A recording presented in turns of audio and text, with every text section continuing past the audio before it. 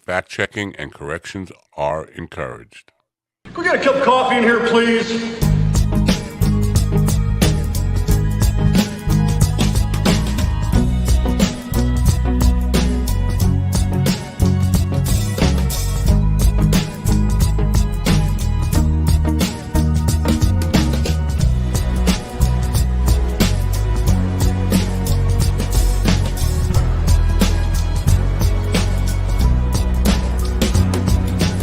Damn good coffee and hot.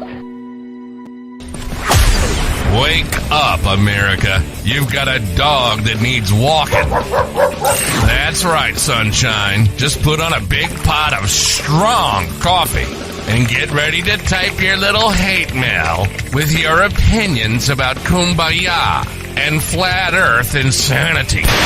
Stand-up comedy? You want stand-up comedy? Well, we've got sit-down comedy. It's time for Coffee with the Dog. You make me laugh. I do. I make me laugh.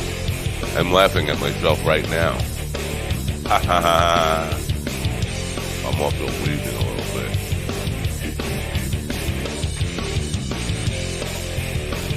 I tell you, it definitely helps to plug your headphones in. It definitely helps. Things get louder that way. I mean, all the way in. You know what I mean? See, today's Tom Sawyer knows exactly what I mean. Good morning, folks. It is Thursday, August 17th, and I got some things going on with the voice. What do you think? Yeah. Anyway, Thursday, August 17th, beautiful day out. Is it a beautiful day out, or am I lying? I think I'm lying. Well, I hope it's a beautiful day wherever you are. Scott, the bass player, would like me to acknowledge that at least he showed up. And there's a couple of, the most important word there is least. At least he showed up.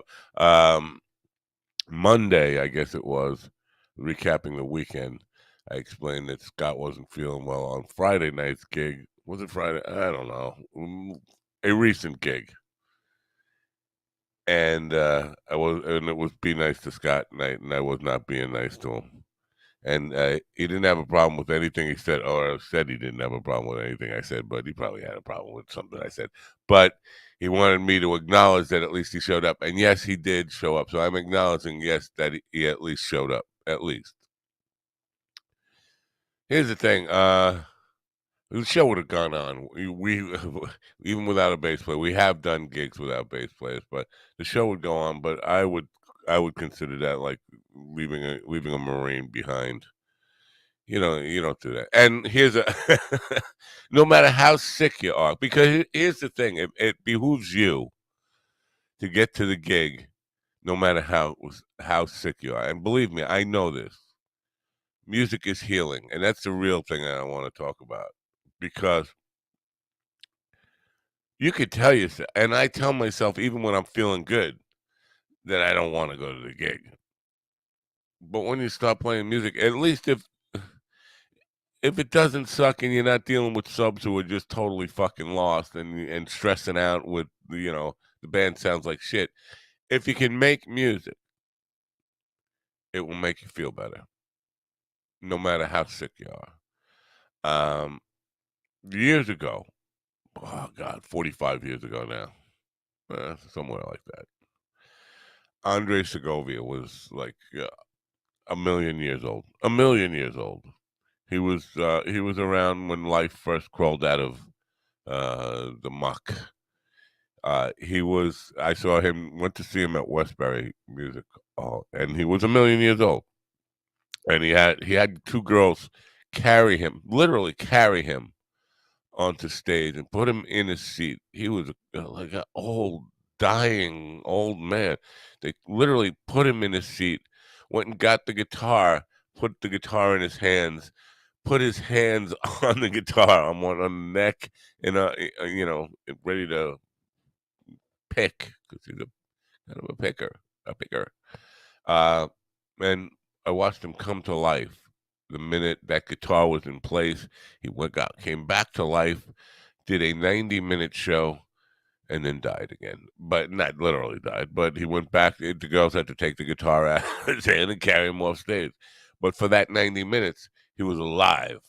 He was full of life. He wasn't feeling sick. About 7 years ago, I had another, and I've had many times where I've gone to gigs with really bad back. I've had a bad back. I've got no disc left in L3, L4, and very little in L5 in my vertebrae. So I've had some really bad backs. And so about 7, 8 years ago now, I guess it was, I had a real tough battle with sciatica. And if you've ever had sciatica, it's fucking torture, folks. It's fucking torture. And it could come in degrees, I guess. But for me, and it never goes away. I still have it now, of course, because I have not had a back surgery or any of stuff. But the excruciating pain you're in. And I could basically not get out of it. Was all I could do to sit down, sit up. I couldn't lay down in a lot of cases, and my bed was just a torture chamber. And we had gigs. It was a very busy summer of gigs. Cedar Beach, all the beaches along the South Shore of Long Island and the Hamptons, constantly, like 7 nights a week, or 6 nights a week, or 5 nights a week, something like that. Anyway, to get out of the chair, to get in the car or van to drive to the gig was it took me a half hour just to get from the chair into the van. And I would have to go really early and like really kind of on those days I had a cabinet that was on wheels and I would put stuff on the wheels, but it was torture. I'm like crawling the equipment to get it on the stage and like almost tears coming down my face in pain, in brutal, excruciating pain, but 5 nights a week. And I would get there early, set up my equipment, and then lay down on the stage like a dead man until the gig started. And I would, every night I thought, I'm going to just sit in a chair. If I can get in a chair, I could get through the gig. And I'd be put in a chair, and we'd start playing. And within 3 minutes of we start playing, I'm out of the chair, I'm standing up, and I'm feeling no pain for the 4-hour gig that we would play. And then I knew it was like adrenaline. I knew that I had about 30 to 45 minutes after the gig ended to still be feeling healed. Music healed me. But then it would come back and I would be a cripple again. So I had that 30 to 45 minutes to get the stuff in the van and get me in the van, get me situated in the van so that I could drive and then do it all over again the next day. But the healing power of music. So for anybody out there, if you're ever so sick that you're thinking, I'm just not going to show up, the reason you should show up is for yourself, because it will make you feel better if you can get into the mindset of, I just got to get through this. I got to play music. I'm telling you, music will heal you. And some people might be skeptical of that, like, well, I've gone off the deep end now, because that sounds like a new age kind of. No, it will heal you, not heal you permanently. Listen, no matter what you got, you're still going to have to deal with it eventually. But it will get you through 4 hours of your life and a little bit more before the sickness or pain or whatever you have, whatever you're dealing with comes back. So, it's. I get it, man. I get like you don't want to go. Every night I don't want to fucking go. No matter if I'm sick or I feel fine. Last night was no different. Just taking a shower before time to leave. It's a long drive for me. It's an hour and probably an hour and 20 minutes to get to where the gig is from where I am. And just taking a shower before, I just kept telling myself, I don't want to do this. I don't like the place. The place is too fucking big. It's going to feel empty. There's going to be no energy there. Working with a sub, it's going to be a mess. Blah, blah. And this place is notorious for when you start the gig, you're in brutally hot sunshine. Usually, it's in the middle of the summer, and you're out exposed to the sun. You're just standing there in the hot sun. Not fun. It's an energy draw. Uh, so I was telling myself the whole gig that, but then I got there. The gig did not suck. I mean, we all made our share of boners. Boners? I didn't have a boner. I can't play with a boner. I can't. Maybe that's why I made mistakes. That's what I wanted to say. Mistakes. Yeah, it wasn't the tightest gig in the world. Let's put it that way. But it didn't suck. It didn't suck anywhere near to the extent that I had built it up. I get that every fucking gig I play. I don't want to go, but you got to go. You just got to go.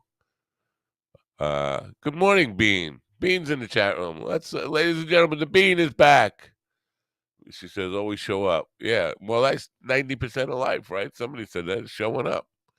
So Scott is a little upset. He wants me to acknowledge. And now, here's the thing. Somebody asked me the other day, why do you call him Scott the bass player? That makes it sound like he's part of a whack pack, like Howard Stern. You're trying to be Howard Stern. Speaking of being, yes, I am trying to be Howard Stern. No, um,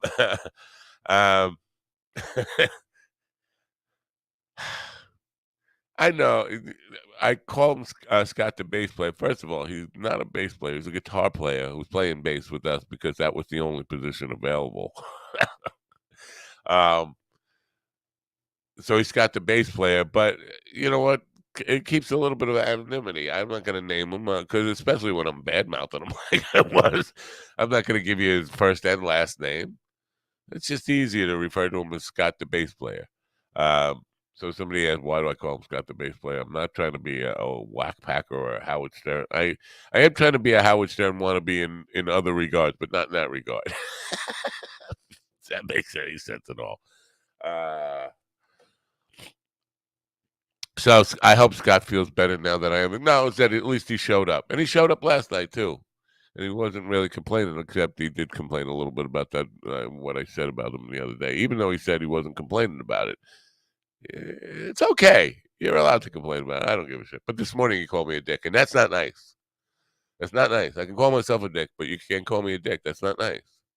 Got to be nice, right? We have to be nice. Do we have to be nice? I'm telling you, be nice. Robert Taylor will be here. I don't know, 20 minutes or so. And I don't have a guest, another guest booked today because Robert at this point is a frequent contributor. He's not considered a guest anymore. He's a frequent contributor. He has keys to come and go as he pleases. So you're not a guest when you give you the key to the house, right? Maybe you are. I don't know. What the fuck do I know? It's early and my voice is fucked up. You hear my voice being fucked up. But that whole thing, I just want to recap on this whole thing. The not wanting to go to a gig, it happens almost, and but listen, he can't finish his sentence. It happens almost every gig, and the best gigs, sometimes the best gigs, usually the best gigs for me, is when I tell myself it's gonna suck, and I get there and it doesn't suck. Not only doesn't it suck, sometimes it's good. We need the full band with no subs to feel good. When it feels tight, when it feels wet and tight. Oh, by the way, I was thinking of I can't go there yet. I can't. I'm lost, man. I'm lost. I'm looking for my coffee. It's right down here because the mic is hiding it. Bradley Cooper. You know about the outrage with Bradley Cooper? He's playing Leonard Bernstein in a movie called Maestro, and he had a prosthetic nose put on.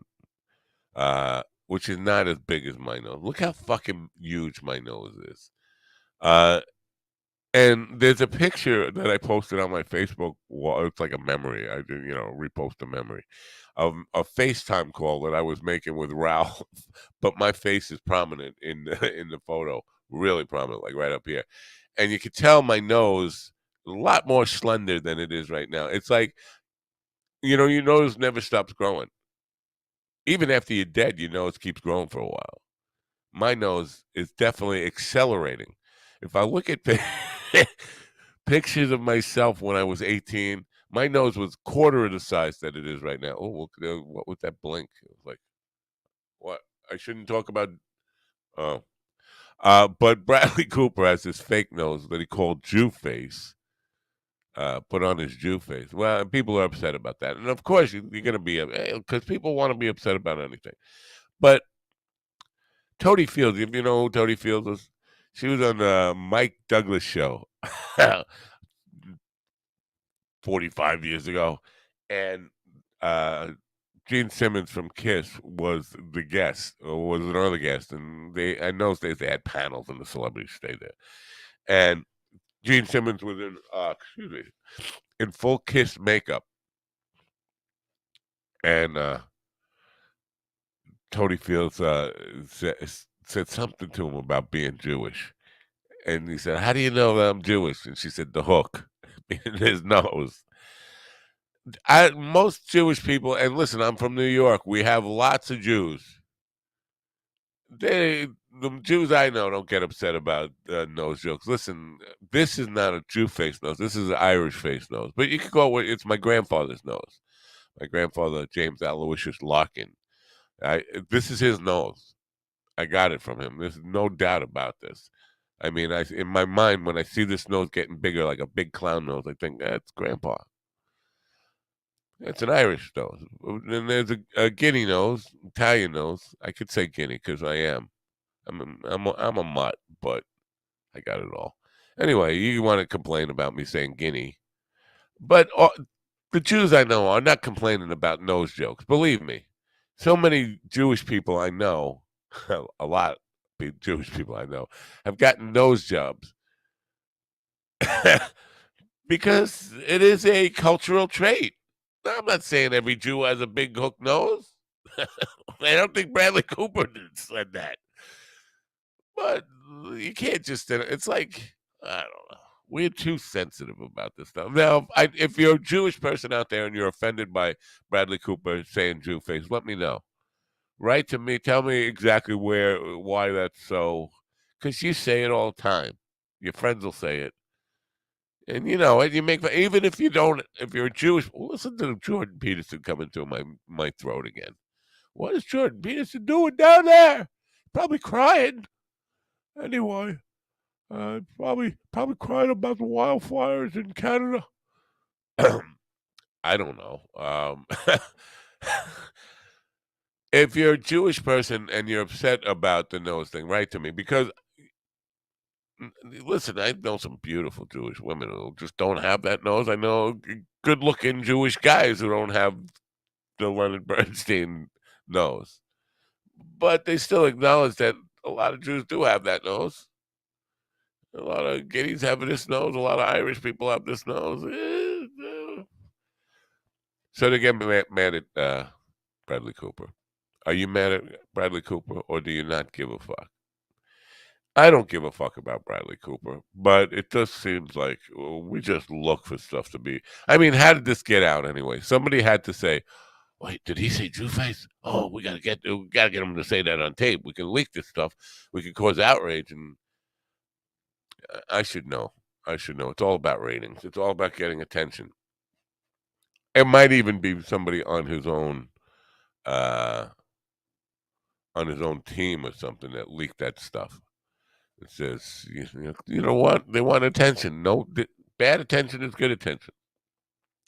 Do I think Bradley Cooper is anti-Semitic? I have no idea. I've never heard the man talk. I don't know anything about his belief systems or. It'd be tough to work in an industry where the boss is Jewish a lot of times and be anti-Semitic, but it could. Hey, listen, Mel Gibson had a great career, right? Until he exposed himself as. I don't mean exposed. He didn't pull his dick out. That's not what I mean. When he said, he went on the anti-Jew rant when he was behind bars, drunk, in the vino, whatever they say that, blaming the wine for what he said. The wine just loosened you up to say what you really feel, dude. Anyway, I mentioned wildfires in Canada.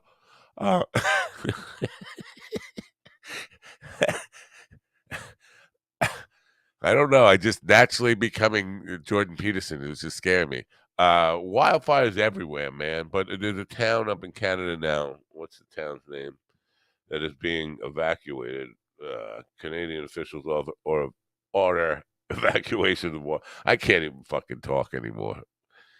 I didn't sleep well again because uh, I was crying over the fact that I did not acknowledge that Scott at least showed up. I was literally in tears over that. I felt so guilty. No, that's not true. I don't fucking care. I don't feel any guilt. I'm incapable. Us sociopaths and psychopaths like me, we don't feel guilt. Um, you think? You think I don't feel guilt? Is that what you think?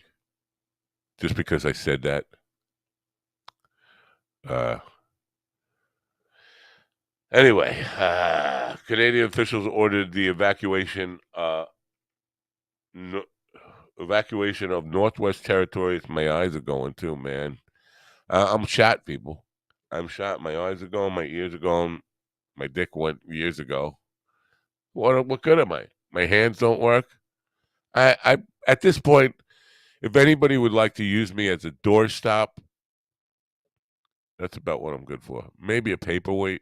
I don't know. You got papers you don't want blowing around. Just I'll sit on them for you. That's how good. That's what I'm good for. Um, Northwest Territories, capital of Yellowknife, and several smaller communities on Wednesday. So wildfires everywhere. We got them in Maui. I wonder if Canada's going to send the victims of their wildfires $700 per family. I just got to say something about it because I bash Trump enough. I feel like I don't bash Biden enough. And there are a few people who will defend Joe Biden over this. But most people, if you're rational at all, you can't. There's no defense over this. Biden has really done nothing. Words are cheap, but a president is expected to at least give the fucking victims of natural disasters hope that the federal government might help them out eventually. You say something. Go out there and at least give them a reason to start rebuilding, a reason not to kill themselves tomorrow. Go out on television and say, you shouldn't kill yourself because we're going to help, even if that's a lie. But he hasn't done anything like that. And then what they're planning on doing is giving $700 per family. If you lost your house, 3 of your family members died. $700 is going to change your life. It's going to make your life better. Is it going to have any impact? Even if you just lost your dog, and I say even if you just, that's a big thing. But let's say you lost your pets. And for a lot of these people in Maui, that's minimal. To be honest, it's minimal for what happened, but it's a huge thing. With $700, are you fucking kidding me? My heart is broken in pieces. You're gonna give me $700 like that's gonna fix my life? I lost my house. I lost my cars, my business, my dog. $700. No, I don't know where we're supposed to get money to fix everything. You would think with all of I don't know, $7 trillion on fucking military stuff, there'd be some money to help out victims of natural disasters beyond $700 per family. You're not gonna get your house back. You're not gonna get your business back.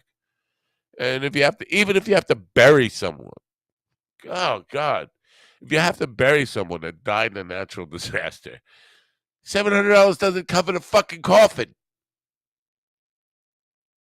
or the urn or any of it. I think cremation is like 10 grand. Don't quote me on that. I'm not in the business, but I think that's what we paid for my mom years ago. So yeah, $700. It's like fucking. That's a bar tab for a night to drink it, get yourself good and drunk. But I wonder if Canada's going to do that now. Oh, I mean, and what's their dollar amount? Northwest Territories, Yellowknife. I guess I'm thinking, and I don't know shit about Yellowknife. I should look it up. But I'm thinking property, still $700 goes a long way, a lot further than it does in Maui. You would think, right? Yellowknife, Canada versus Maui, Hawaii. Real estate prices or everything is much more expensive in Maui. Even cold coffee is more expensive in Maui. Anyway, Robert's in the back. I'm going to bring him in, but I have to get ready because I have to do this the right way. We always have to have the music and all this stuff in line. So let's see if I can pull this off on half a brain.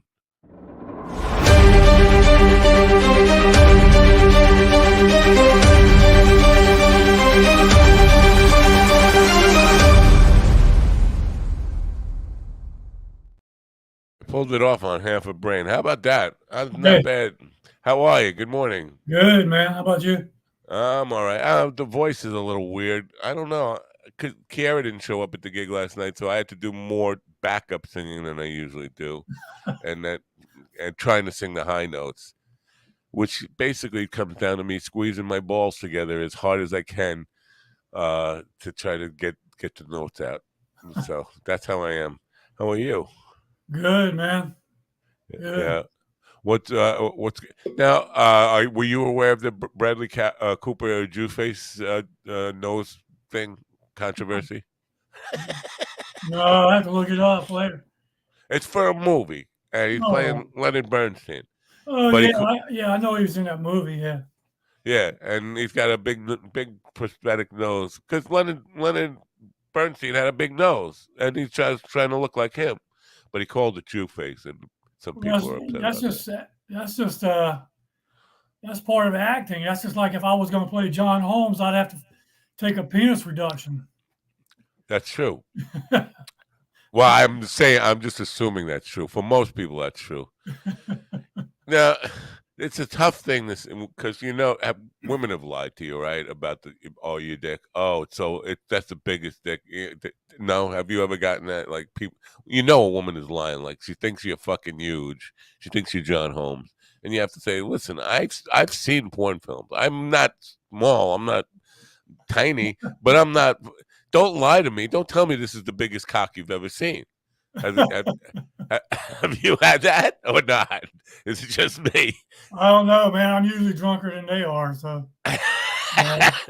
Well, you're tall, so I don't know if, but your hands are big, right? Show me your hands. Yeah. Oh yeah, you got a big cock. I would think. I don't know if it's really.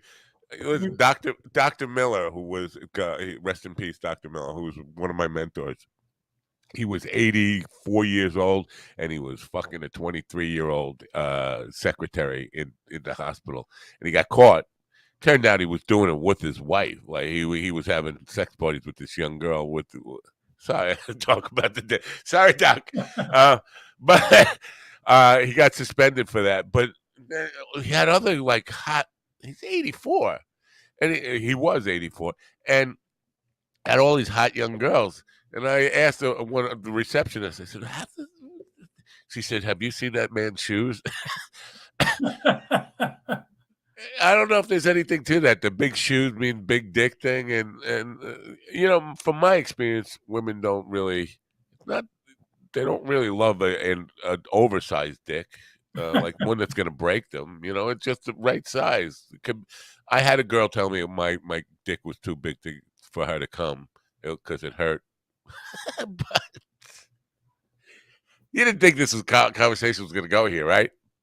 Hey, man. No. Yeah, gotta take what I can get. So you read the book, right? I didn't read the book about the improv I didn't finish it yet, but yeah, I'm about halfway through it. Now, did you get the physical book, or you got it online like a PDF type? Yeah, I got Amazon, the Kindle version. Yeah.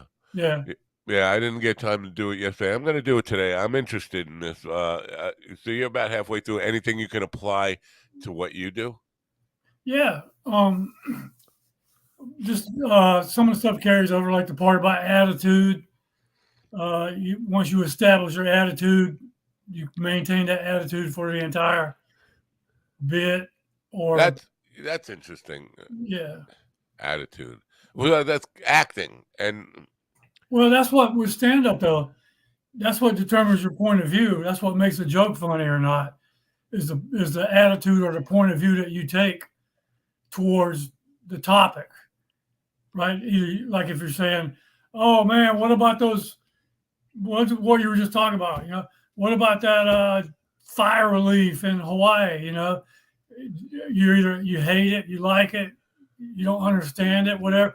That's your point of view of how you're going to approach the joke or whatever." yeah, that's interesting. So somebody said, I think it was Craig Mitchell, and he said, what I do every morning when I don't have a guest is improv. Yeah, I understand it's ad lib, but it doesn't feel like improv because I'm not acting or I'm not responding to anybody. I'm just like stream of consciousness, letting my yeah. mouth open and Well, that's improv too. Though it's improv is when you don't have anything planned. Like you don't have a script, or you just maybe say you walk into someone else's show and they're like, "Hey," and you're going to be a guest. They're like, "Oh man, the host isn't here today. Can you run up there real quick and take over until he gets here?" And you just go up and just start ad libbing, or going with the flow or whatever. you But gotta have. there's still, even though it's improv, there's still. I mean, I feel more comfortable if I lay if it's my scenario. If no, I'm no, the yeah, one that's laying it. that's the same with stand up. You want to be in control. You want to be in control when you go up there, and you don't want uncertainty. Like, and that's why people shit their pants when they get up there and something happens, like someone heckles them. The best one is when you see new guys get up there and try crowd work, and it backfires on them, and they don't know how to get out of it. Right? Man, that's the best thing. That's the greatest thing to see if you're sitting in there as a comic watching the show, man. We need a like a compilation reel of like guys trying to do crowd work who weren't ready for crowd work Well, and just that's what getting that's kind of. It's not on my YouTube Shorts thing. That's what I'm doing. I'm not. Sometimes I'm doing crowd work, but most of the time I'm just introducing new jokes, and I eat shit probably 80% of the time on the jokes, man. I'm just, it's just like I delivered a punchline, and I'm just looking at the audience for like 5 seconds, and nothing's happening or whatever. And that's the you best. That's you the best should part sometimes. you should put a hashtag Norton Oh yeah, because yeah, yeah. he's popular enough. And listen, he's really his bombing reels that he puts out there intentionally do really well. He does well. He gets a lot of attention on those. He enjoys that obviously because he's laughing at himself and everyone. But so he has this following that is already conditioned to expect Right. expect that. So it'd be good to put that hashtag Well, in there. a lot of times though, when you do try to, even like when you're, going back to like Ian Bagg and stuff, because he's known as the improviser and crowd work. He still has certain structure that he works within. He's trying to lead them into certain Right. bits and certain things, and he identifies people in the audience that he thinks are going to work, and then he calls it his sitcom. Every show he says he does a sitcom every show, and he picks his stars out early on of who he's going to work with, and then he runs through his thing. And sometimes it doesn't work right, but actually sometimes when it doesn't work the way he wants it to, it actually turns out being funnier because Yeah. he just leans into it. When it goes wrong, he just leans into it. And the thing about improv, like in this book, what he's talking about is training your mind to be open to whatever happens, so you don't shit the bed on stage, so you can roll with it. And even if it does go wrong, you can figure a way out of it. You can just kind of transition out of it where it doesn't kill the whole show or the whole scene or whatever like that. And sometimes that could just even be you turning to focus on you screwing up. You see Yeah. comics do that a lot of times. You know, oh yeah, the jokes work a lot better when they're funny, or and you acknowledge that you screwed up, and they'll usually laugh with you. And then you look, Johnny Carson was oh great yeah, with that yeah, in the monologue. I mean, yeah, as after there was a while where his monologues were just sharp and crisp, and then they started to be sucky. I don't know if it was writers or whatever, but wow. he embraced the suckiness of it and wrote Hey, that you as know, part of. a couple good examples. If you go back about a month or so ago, when John Mulaney was on Theo Von, okay, God knows why John Mulaney. Oh yeah, because he had a new special. That's why he was on there.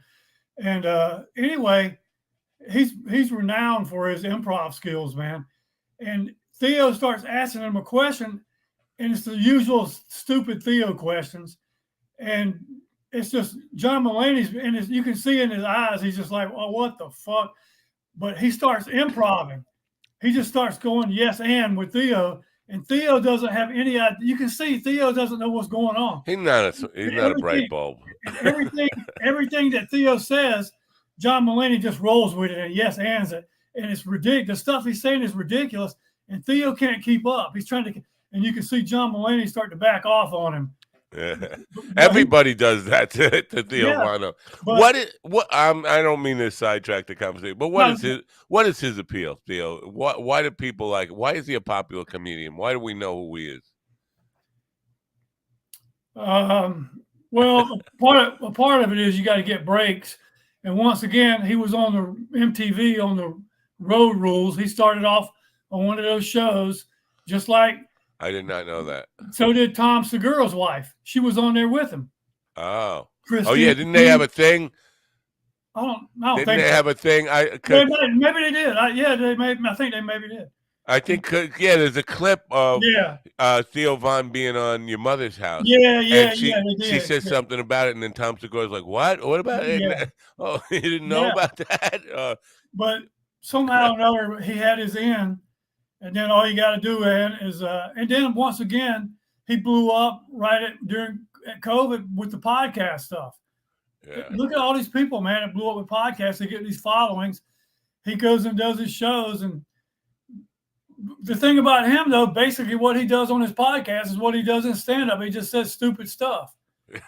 And like I said, man, I give you credit. If you can find something where you can make a living doing it, more power to you. Yeah, I wonder if I could eat dog shit. Would that be Yeah, good? yeah.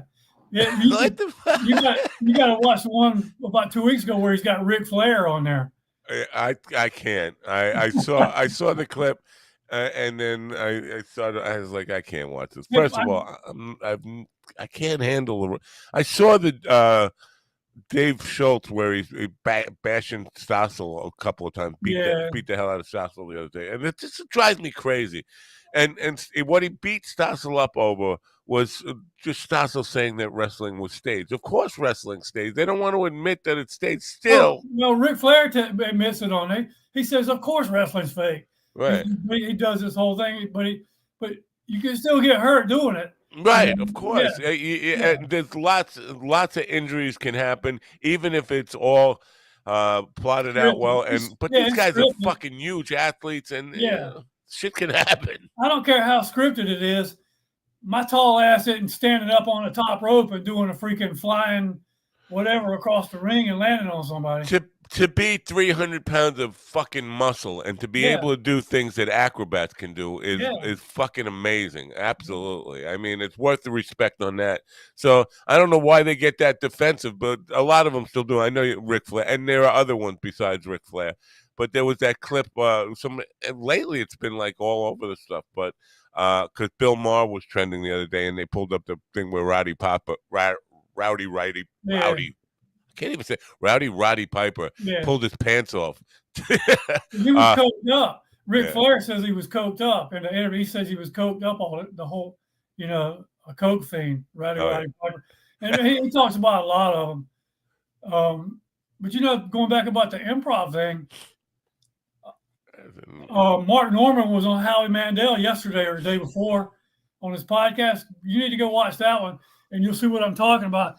Mark Norman is notorious for improv. He'll just play off of words, do wordplay in regular conversations. Like you could say, I can't think of one. I know. You could say You know what I'm bread. saying? You He'll could do say wordplay. bread to him, and he would come up with Yeah, a joke about it. but It's unbelievable but the joke thing writer. about it is, go watch Howie Mandel about 2 days ago.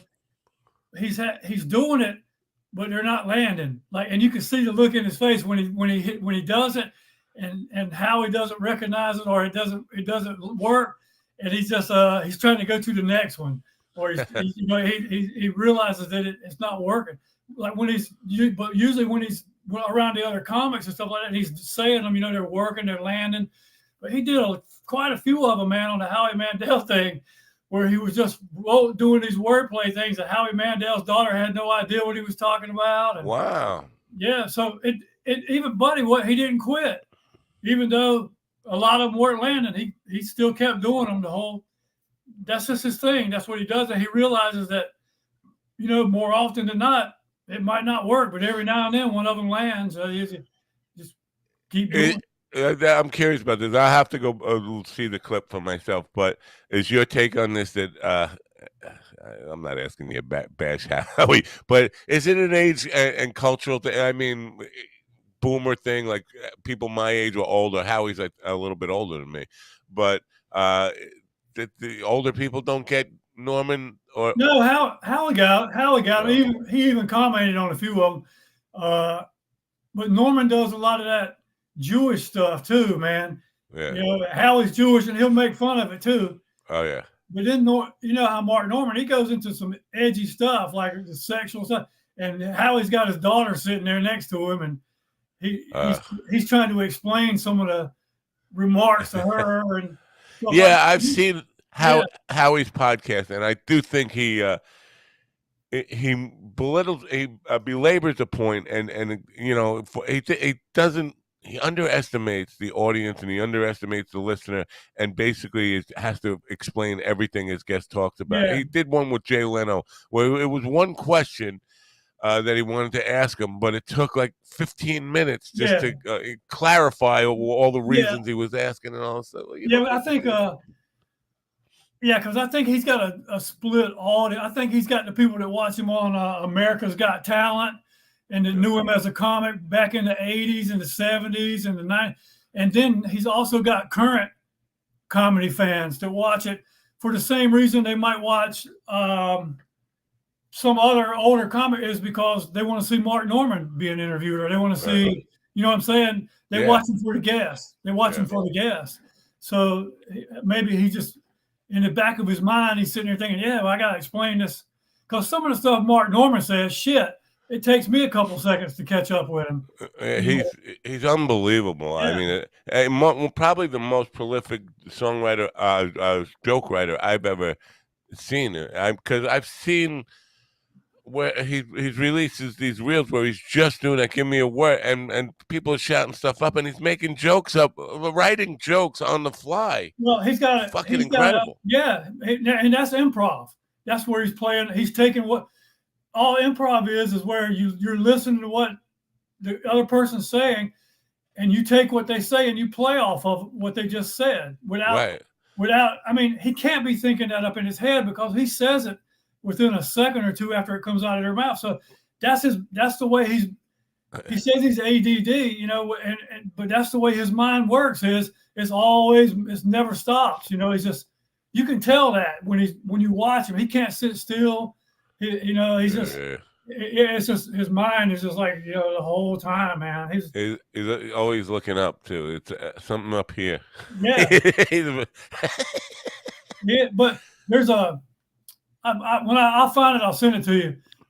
I've seen it about 2 or 3 times now. There's some kid, he's doing comedy, like he just started doing comedy, but he has a podcast, and he talks about how to write jokes, and he has Mark Norman on there about once every month or so, and they'll just write a joke. They spend the whole hour trying to write a joke. Like he'll come up with a premise that he has, and then Mark Norman will say, well, here's something I came up with the other night, and they'll go back and forth and just. That's cool. I would love to see cool. that. It's pretty cool. Yeah. Switching gears a little bit. I told my brother that he needs to follow you and go to a couple of your shows when you're in the area. And I made the mistake of, he said, "Who's Robert Taylor again?" I said, "He's an ex-Marine." "What? There's no such thing as an ex-Marine." And I had to listen to that whole fucking thing for a while. But then the Marine lecture. Then I mentioned that you were a triathlon. He goes, "Oh, he's a real Marine." Hey, So, Lee Harvey Oswald wasn't a real Marine. yeah. How long were you in the Marines for? It was 3 years. Oh, just 3 years. Yeah, I think that's what he did too. But he does. He's definitely I don't know, defensive or gets upset about the words like ex-Marine. It's got a former Marine, whatever. You know, once a Marine, you're always a Marine. Yeah, I got that show coming up this weekend for the veterans show or whatever. I do too. What's that? I do too. We have a band thing that the full band, because generally I play at the VA. When I play at the VA, I play solo acoustic stuff. But this week we have a outdoor show for the vets on Saturday. We have a double. We have to go set up quick, play a show for the vets. And I'm wondering, like, what's this weekend? I thought maybe there was some significance to this weekend or something. Why? Because there's a lot of things going on at the VA, shows and stuff like that. I don't know. Maybe that's why they're having the one this weekend where I'm going to. Yeah. Usually November's the big month. Yeah. It's Veterans Day and American Birthday. We do Veterans Day shows every year, like generally around Veterans Weekend now. Everything's a weekend, but we'll do like 3 or 4 different facilities for veteran stuff. I'm starting to. I got this bit I do on the Marine Corps, so I'm starting to expand it out now because I'm doing more time. I get to do longer sets now, so I can work the stuff out. Yeah, Camp Lejeune. Where's that? Do you know? North Carolina. Yeah, I'm getting emails about. That's where the commercials on TV about the water. Camp Lejeune water. I'm getting emails about like special events for vets down there, like shows and stuff. Well, I did that one show in Fayetteville. That's not too far. It's at Camp Lejeune's in Jacksonville, North Carolina. Yeah. So bottom line here, why I brought it up, my brother will be looking at your dates, and if you have anything in Raleigh Durham, he's probably going to come see you. Yeah, I think right now, I mean, I might book something pretty soon, but the next time I'll be over that way for sure is I'll be in Wilmington. Maybe one or so. But listen to this, man. I was telling you a while back, but I did the shows for this one lady up in Charlotte. She books the Comedy Zone in Charlotte and all that. I've been trying to get in with her, and I did those shows for her, and I haven't heard from her in about a couple months. I wake up this morning, it's like 7 o'clock. I got a freaking message. She asked me, she wants to know if I want to be on a show next Thursday night at the Comedy Zone. Very cool. Yeah. I'm flying out next Thursday to go to Portland, Maine. Right. So I had a message her back. I said, "Hey, I'd love to be on the show, but I'm flying out that afternoon to go to Portland Comedy Festival or whatever." I'm like, keep me in mind. That's where you want to get in up there, man. Wow. So you're flying to Maine. Are you going on Breeze Airline? American. No. Well, Breeze has this thing, $39 one way. Yeah, you gotta get back. They probably don't come back. Yeah. My brother said it was an hour flight, and it was really good. He said, and he's a complainer, and he didn't complain at all. I guess it's being cheap. He's not cheap, but I mean the price of the ticket was cheap enough that it. Remember back in the 80s, probably early mid 80s, that airline People Express. Yeah, I remember. You didn't even pay until you got on the plane. Right, you checked your luggage in at the luggage. They gave you a ticket. You got on the plane, and they came down the aisle with that cart thing, like the drink cart, and you paid for your ticket on the plane. And if you had a bag, you paid $3 a bag. Right. Yeah, man. Kind of like the old train, Long Island Railroad. You just go in and take your seat. The conductor would come by and you'd give him cash out of your pocket. It was $99 one way anywhere in the U.S. I remember that brief. Yeah, didn't Yeah, last long. right. Lots of that stuff. I'm leaning back towards going to Bisbee. Here's the thing, though. Um, my airport, Islip Airport, does not go to Tucson or Phoenix ever. There's no way you can go. They stopped going there. So in order to go to Tucson or Phoenix, I have to go to JFK, New York City, which is it's not a deal breaker, but it's something I don't want to do. But I don't know because I haven't traveled in a while. I don't know if I should play the game. The game means don't buy the tickets, don't buy the plane tickets until like the week of, and then try to get a cheap deal on Yeah, last minute yeah, but flights. that doesn't really work a lot because every flight I've been on in the last year or two has been overbooked. Every flight. Really? They jam the flights up because they're cutting back on the number of flights because they don't have pilots, right? So Right. you could. I'm not But I saying think the reason, well, I maybe we're putting cause and effect in the wrong order, and maybe I am. But I would think the reason it's packed is because they're doing a lot of those last minute sales. Like, yeah, maybe I don't know, but I'd be yeah. the one that if I took the risk, I'd be the one sitting my ass at the airport watching that plane take off. Well, that's what it sucks if I go and pre book the trailer park, Shady Dell. Book a trailer for myself down there for the show, and book that, and then I can't get a flight because I boxed myself out. That would really suck. So that's why that's my only thing right now is do I book it now? My wife wants me out of the house. I think she's got a boyfriend or something. She just wants to get rid of me for a couple of days. I don't blame her. I would want to get rid of me too for longer than a couple of days. But so I'm very much leaning towards going to Bisbee for one comedy show. Not really for the comedy show. I want to. The Shady Dell has significance to me. I want to.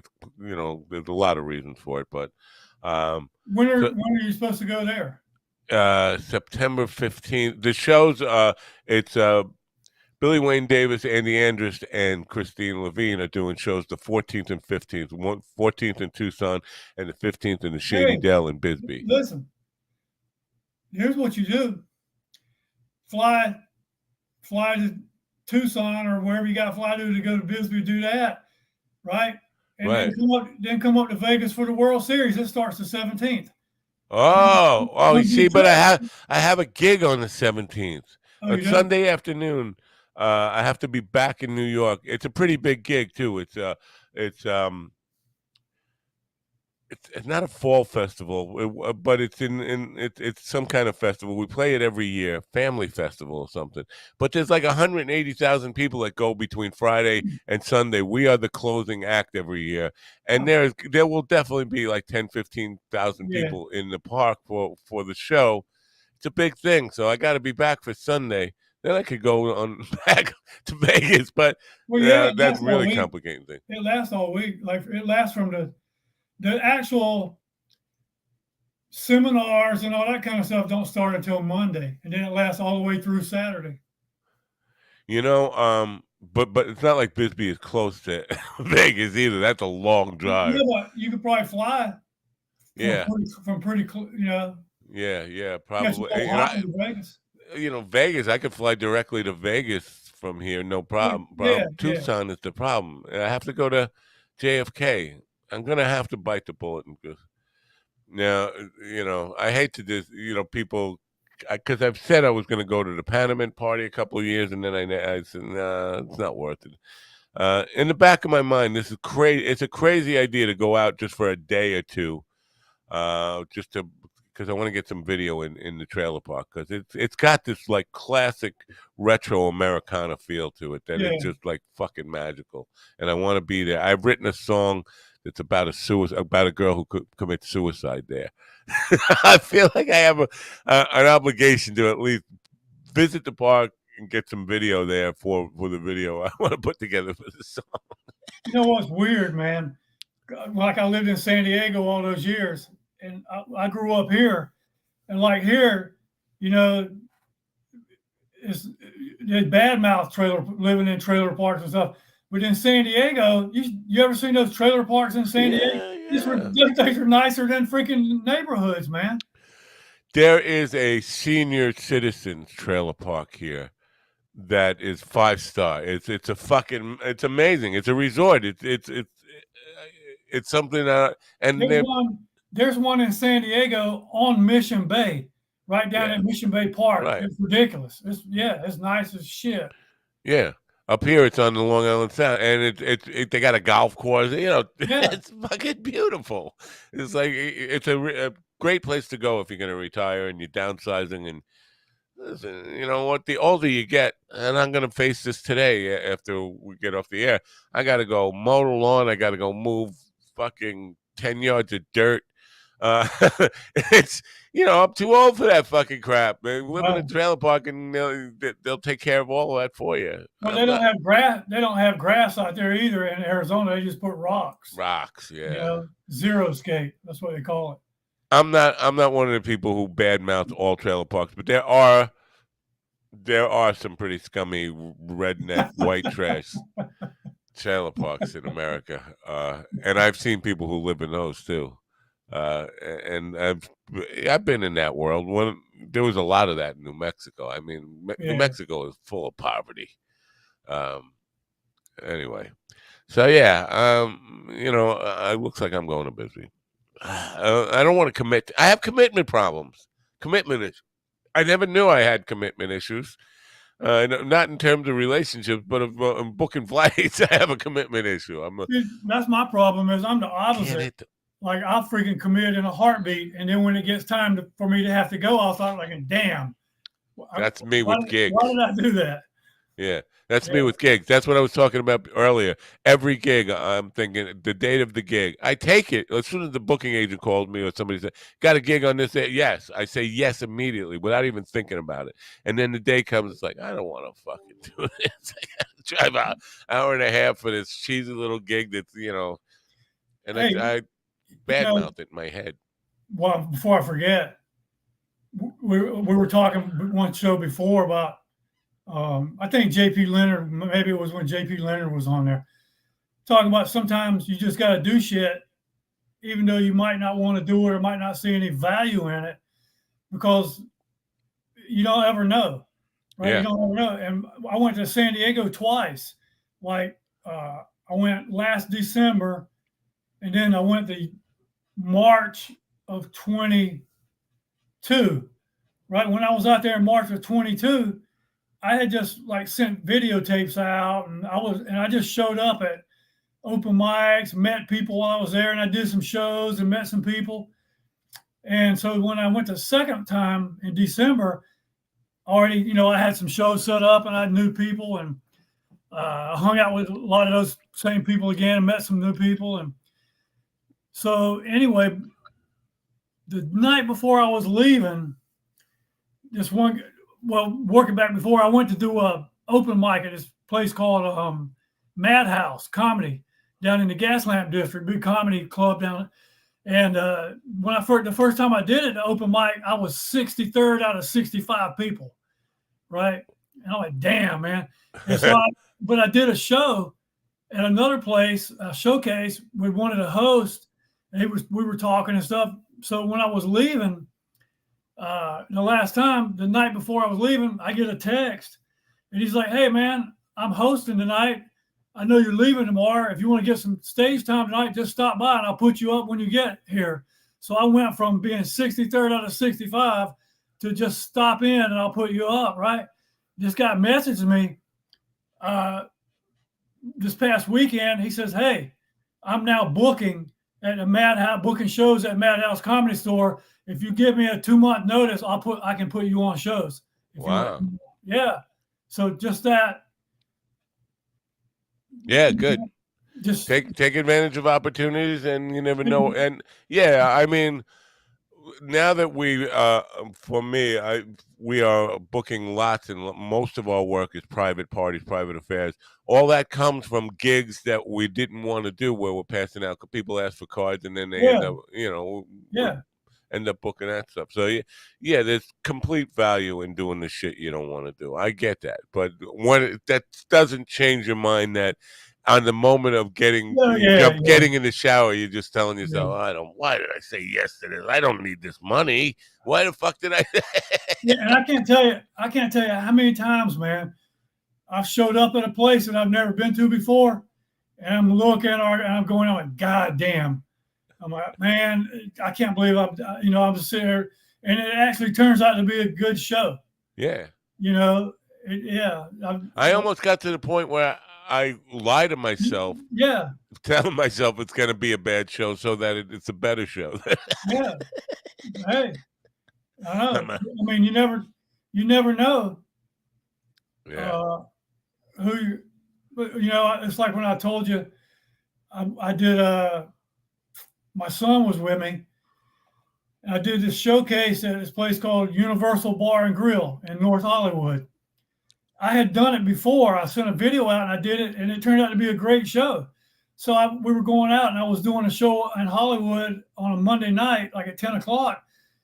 And I remembered that other show at Universal Bar and Grill was at 7. So I messaged Chris, the host. I said, hey, man, I'm going to be up there. Could I get on the show? He said, yeah. So I took my son. I was telling my son about how cool it was the last time and stuff like that. It's like a dive bar, man. We showed up. There was nobody there but the bartender and maybe the 6 other comics and my son, right? And that was it, man. And it was shit. But the last person who went up was Barry Sobel, right? And through that, me showing up there, I met Barry Sobel. And Barry hooked me up with this guy. And then I ended up doing a tour on the East Coast with Taylor Clark, the skateboard comic, for an entire week from Florida all the way up to North Carolina. Wow. Just because I did that show in that bar. So let that be a lesson to you young folks. Do everything. Don't I was thinking about the power of yes. Yeah. I had a model on, gorgeous girl from Australia, Maddie Fogg, and she wasn't promoting anything. She wasn't selling anything. She just wanted to talk about the power of yes, because she became a supermodel by a guy who was just saw her walking by on the beach and asked her if she wanted to be a model, and she had never thought of that. She said yes to it. Now she's a world famous model, traveling the world, living kind of in Hawaii, based out of Hawaii. I wonder. Just thinking about people in Hawaii, but she was talking about the power of yes, and then yesterday, I don't know if you caught the show, Frankie Ray. She was talking about she was going to graduate school. She had no plans on being a musician. The drummer said, "Do you want to do a gig tomorrow night?" And she said yes to it without hesitation. And now her life is just that. And so, just saying yes to opportunities or yes to things can lead you to places that you never thought you'd be. And I think I need to hear myself saying that more, because I say yes to gigs all the time, but most other kind of stuff. Somebody says, "You want to do this?" I'm like, no. I'm like that too. And but I try more and more. I'm trying to make myself be available. For shit that sometimes in the back of my head I'm thinking, I don't want to do that, man. Right. What else am I going to do? That's a good point. What else are you going to do?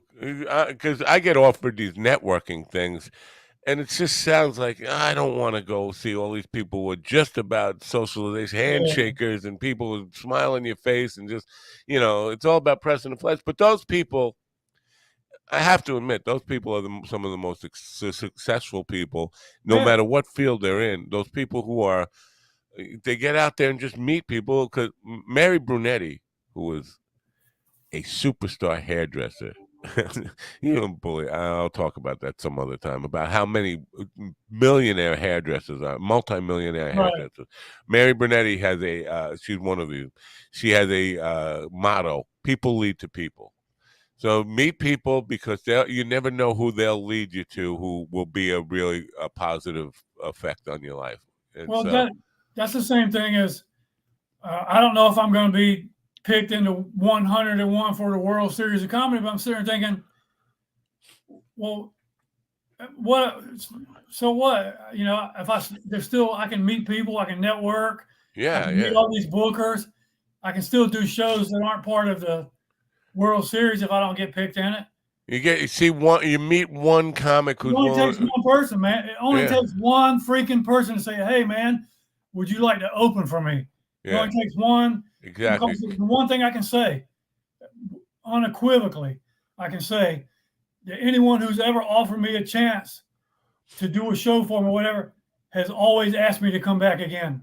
That's Everyone, you Yeah, know. yeah. I was thinking about that too because I deal with imposter syndrome a lot and a lot of insecurities and stuff like that.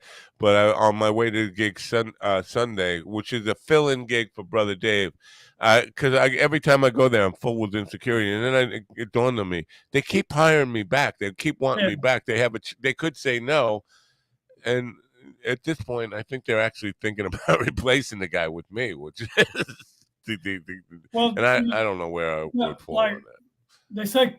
they say, stand-ups are the least confident people in entertainment. Yeah, Like yeah, you have a great show, and wake up the next morning, and you're like, "Damn, man!" That you oh, worry about you worry about the show you're going to do that night, and then yeah. In the car on the way home, I'm like that. I don't even need yeah, to wake up the next day. I'm like, I could fuck up one little thing. Last night, I just kept reliving one mistake I made on guitar last night. Now, yeah, and the audience didn't hear it. I don't even think the band members heard it. I But do that. I do that every freaking show. Like lately, I've been doing these 20-minute sets, and I'll get done, and it never fails. I'll get done. I'm sitting there thinking something wasn't right, something didn't seem right, and in my head, I'll keep going until I can realize that I forgot to do two jokes, or I forgot. It never fails, and it'll drive me crazy too that I yeah, forgot to do two new jokes or two. I forgot something, even yeah, though I had a good set. It's like, which is good, I guess, in a way that you realize that it's never perfect, that you never can mind. always get better. Yeah, But Bob also, Ross used to say, I hope you're plagued with dissatisfaction because it'll keep you doing it. but in stand up though, what happens a lot, well, with me, is I always I have to catch myself because I start deconstructing jokes, thinking, oh, I can get that. Oh, that can be better. And next thing you know, it's not even funny. I'm like, what the hell, man? I'm like, what the hell did I do? Yeah. Because sometimes you just got to leave it alone. Yep. David Wilcox has a song called "Leave It Like It Is." It's about, he said, a paint jar spilled off the table and splattered on the floor and on the walls and everything. And instead of like freaking out about it, he just painted a frame about it. And then people wanted to come over and see this like kitchen that was avant-garde painted. And it's leave it like it is. Never mind the turpentine. It's fine. Yeah, A really good song, and a lot of that meaning. It's basically leave it like it is, man. Don't overwork it. Don't overthink it. Sometimes the most beautiful art happens by accident, and if it does, don't try to improve it. yeah, It's a and that's tough the thing to same learn. thing too. So that's the same thing too with comedy. Sometimes it'll be an accident, Yeah, but then you get all caught up in it, thinking, oh man, well, I can expand that out. I can build that out. This is going to be great. Next thing you know, it's not even funny. You're like, yeah, what? How did I screw that up? yeah, For me, some of my favorite jokes from other comics are the simplest. Like Norm Macdonald. Most of Norm Macdonald's funniest shit is just this simple. It's some of the simplest stuff that you're like, Jesus Christ, that's funny, but that's simple. yeah. It's so freaking simple. Like, so yeah, we overcomplicate shit a lot of times. Now, I don't know if I shared this. We should wrap this up, but I shared this on Twitter. I don't know if I shared it with you with people on Facebook, and I don't think I ever see you on Twitter. But last week when Greg Chaley was on, I had alluded to Mitch Hedberg when he was first Yeah, starting off. That was a different Mitch Hedberg. I found that clip and I shared it on Twitter. Have you ever seen that? It's with Janine Garofalo and Mitch Hedberg is doing the same kind of humor, but he's not doing it with the same personality. It's like a different Mitch Hedberg. And in 1995, it wasn't. I mean, it wasn't like when he Right. was first starting out. Just weird to me. It's like, what happened? It's a really strange clip. I'll share that with you, though. Yeah, I'll have to check that out. It could be. Who knows, man? You know what he was into? It could have been. He didn't seem drugged up. Yeah. He wasn't wearing sunglasses, which is usually because he You had know why? You know why he wore sunglasses, don't you? yeah, because he was incredibly shy and didn't want to see Yeah. the people. Yeah. That's what I'm saying. This was bright-eyed, straight Mitch Hedberg doing the same humor without the voice, without the over-exaggerated voice that he, when you think of, maybe Bigfoot is blurry. That he wasn't doing any of that.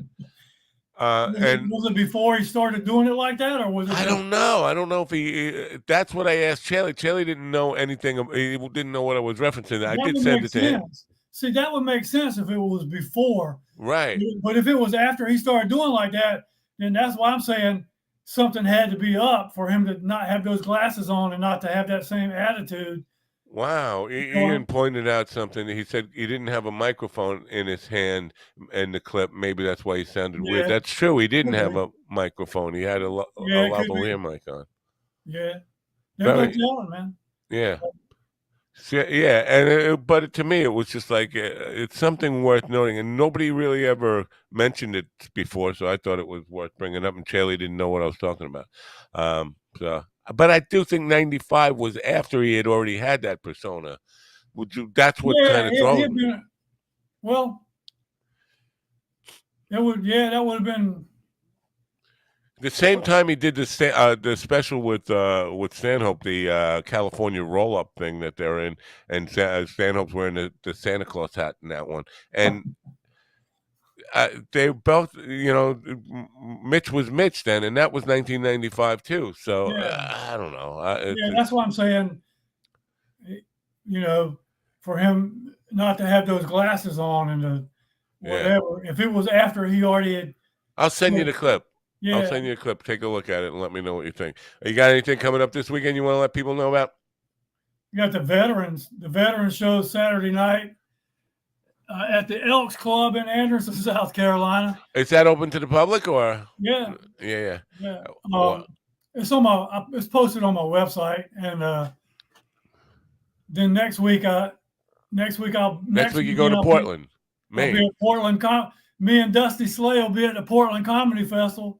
I'm seeing a lot of him. Maybe because the algorithm just figured out that I like him or whatever. Probably. But I'm going to ask him when I see him when that special's coming out. He's trying to shop it around, I think, to get a good deal on it, or to try to figure out if he's going to put it out on YouTube or not. But tell him I'll buy him a new hat if he comes on the show. Tell him that. I have hats. I was going to take him one, but mine aren't. He likes that freaking. You know what? The hats he likes are the ones you buy at fucking 7-Eleven. The ones hang those freaking hats that they make in China for like 50 cents a piece or whatever. Right. Yeah. That's what he wears. I'm like, my hats are too good for that. I'm like, he won't wear one of mine. Yeah. I mean, it's not a comedy hat. It's just from my coaching thing or whatever like that. But I thought about that. I see him wearing those hats. The ones he wears are the ones people give him, like some auto parts place or. Yeah, I would give him a Mind Dog TV. He'd probably wear one if it was the right hat, the right kind he likes. He'd probably wear it. Oh, but I don't have time. Maybe I have time to make one up and get it to you to bring to this show with the important. I'll see today if I can have a hat made up for you to give Dusty Slay for next week. You should try to get him on the podcast. He might. That's what I'm saying, man. I will. Yeah, I definitely want to get him on. He's a cool guy to talk to, especially now because he's about to pop. Get those guys before they're about to pop, and then they remember you after. Yeah, well, he's got a big agent and everything now too. Yeah, Tommy Chong will be with me. By the way, I'm going to keep promoting it. Friday, September 8th. Tommy's coming on the morning show. May have a surprise for you, a surprise guest come along on that. Oh, really? You'll probably guess who it is. I mean, who else might it be? Yeah. But so I'm excited for that one, and I have some other things for big comedians. Now, last night when I got home from the gig, the booking request probably 7 of them from it just happened in flourish. But I'm getting a lot of these health authors, these Yeah. people, and my instinct is to say, that's not really for the morning show. But then I'm thinking, well, what if I just goof it up, let them be serious, talk about their book, and I just be like the goofy jerk, and that could still make the segment worthwhile. So I have said yes to just about everybody who's requested. But I'm kind of telling them, like, the morning show is not the author shows that I'm trying to get away from doing the author shows at night. I want to escape that and just have the morning show. But the morning show is different. You can plug your book. You can come on here. You can try to reach whatever little audience I have. But I don't want to sit there and like go through the whole. I'm Yeah. done. I'm done with the whole author experience. Tell me why, and all those dopey questions you have to ask authors. Hey, did you ever get in touch with Jackie? Yeah. Well, no, I didn't get in touch with him, but I've seen something. He's got a gig coming up this weekend, which I think is probably why he texted me. He wanted to come on. But here's the thing. I didn't want to go here because I'm bashing Jackie now. I love Jackie. It's not Jackie. It's Zinn. The guy who Zinn used to be. He was trying to use this program to boost his own little live stream of consciousness podcast, which is all about, kumbaya. And Zinn got excommunicated from the Mind Dog TV world, but he is the producer of Jackie's podcast, Stand Up Memories. And I'm noticing, like, every guest I have, he's kind of like going after he sees them on here. Oh, that would be a good one. He's booking all these guests. Like, he just had Victor DiBitetto. Yeah, he's gonna be here next. He just had him this week. It's like, you know what? You're watching my show and you're just kind of still trying to piggy bank off of me. I know Jackie's probably not aware of that, but it bothers me a little bit. I can't lie to it. Jackie's Bert Kreischer podcast hasn't dropped yet, has it? No, I haven't seen it come out yet. I asked Bert about it, and he didn't give me an answer. Yeah, I think he was surprised that I knew about it. Yeah. Yeah, I don't, and Jackie, when he sends me pictures like that, he doesn't want me to actually kind of be posting them and talking about it. But, I think he was excited to be on. I would be too. I would be if I were on the Birdcast. Even I'm not a big fan of Bert Kreischer, but 2 hours on his podcast could definitely get you a lot of exposure. And that's what Jackie's in it for. Like letting people know he's still alive, still performing. Yeah. We'll see. I don't know. I think there's something weird in the air between me and Jackie. I don't know what it is, but well, I'll get to the bottom of it. Maybe you know what? I know he's friends with Anthony Cumia, and he knows I really don't like Anthony Cumia. Yeah. Anyway, I'm going to let you go, and then I'm going to wrap up. Thank you for your service and all that. So I got to find the music to let you out of here. I can't just let you go. Have a good one, man, and we'll talk to you soon. Bye. All right, man. Take care.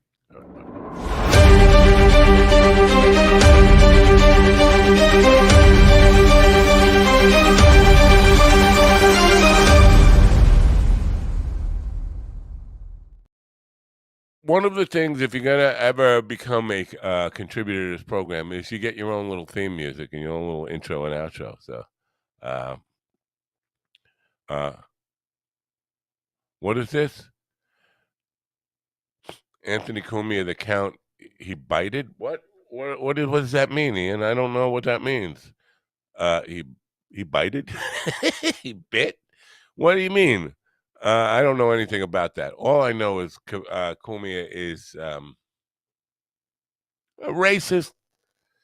He might be a pedophile. Not a pedophile. He likes young girls, and he held that one girl hostage or something and pleaded guilty to it. But he's got this attitude of just, far right wing extremist. Although I have to say, recently I've seen some things that he's posted that I actually agreed with, and it started to kind of, it always throws me for a loop when people who are diametrically opposed to things I am for, and then all of a sudden they're saying stuff I agree with. I'm like, am I changing or is he? Anyway, that's a blobbity blah blah blah moment for you. I'm gonna go to that. I didn't even play any sponsored. Oh, what is you're saying he bit a young woman on the hand during it. So oh, well, if he bit her on the neck, I could see you calling him the count. Yes, he pleaded guilty to biting the hand. Now, was it the hand that feeds him? Not just bite the hand that feeds you. But that's not vampirism. Vampirism's for the thyroid or whatever, something in the neck.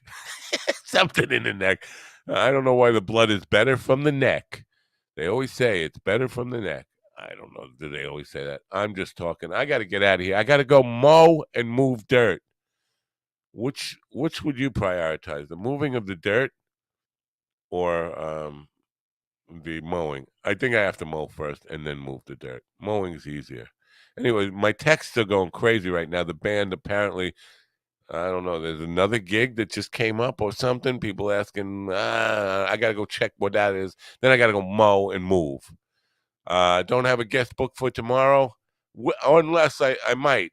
Actually, I'm waiting on hearing back from somebody, and that would be a good show.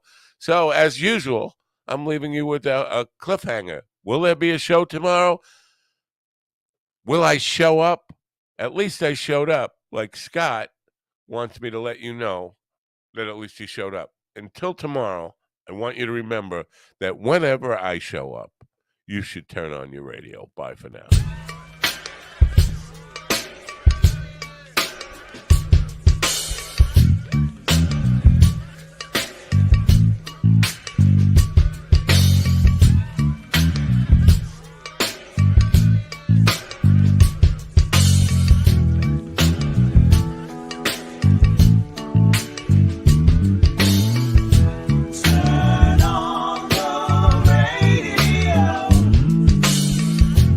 I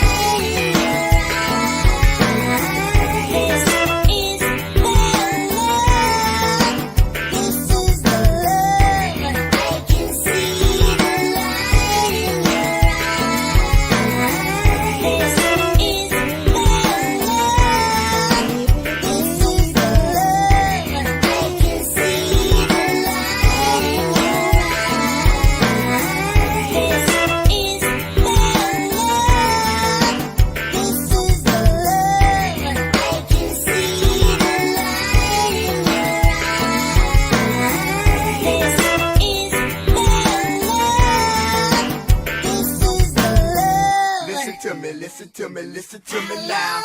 Listen to me, listen to me, listen to me now.